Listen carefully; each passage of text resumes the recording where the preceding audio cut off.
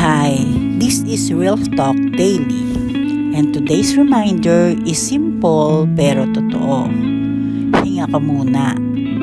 Alam mo, hindi mo kailangang laging okay. Hindi mo kailangan laging productive. Hindi mo kailangan laging malakas.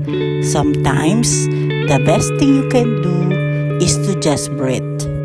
Minsan, sa sobrang bilis ng mundo, nakakalimutan nating huminga. Nakakalimutan nating pakinggan ang sarili natin. At kapag napagod ka, hindi ibig sabihin na mahina ka. Tao ka lang.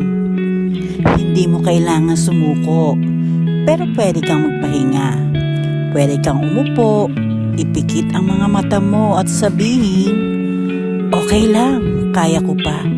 Pero kailangan ko lang huminga sandali. Remember, rest is part of the process. Hindi ka tamad kapag nagpahinga ka.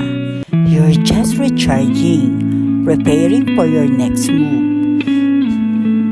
So today, bago mo harapin ulit ang mundo, gawin mo muna to.